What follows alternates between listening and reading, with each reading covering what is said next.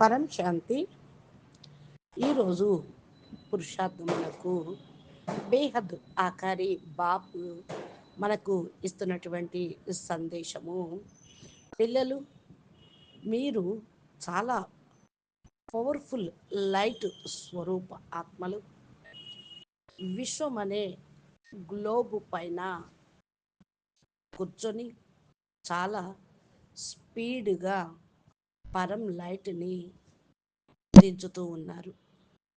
ఈ powerful light, పరం light, పరం ప్రకాశము ఈ భూమి మీదకి రావటంతో అందరిలో ఉన్న వికారాలు నశించిపోతాయి మరియు పవిత్రమైన ప్రపంచం స్థాపన అవుతూ ఉంటుంది. చూడండి పిల్లలు, భూమి మీద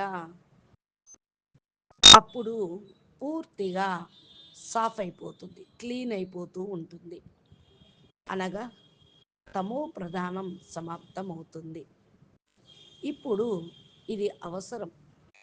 తమో ప్రధానం అతిగా అయిపోయినది, కానీ ఇప్పుడు అంతం అయ్యేటువంటి పరిస్థితి వచ్చినది.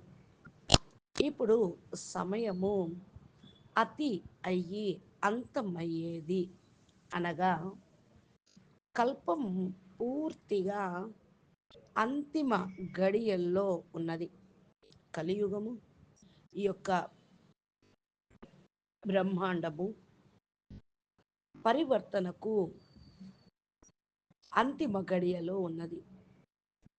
కనుక ఈ టైంలో ఆత్మల్లో అందరూ కూడా క్లీన్ అయిపోవాలి.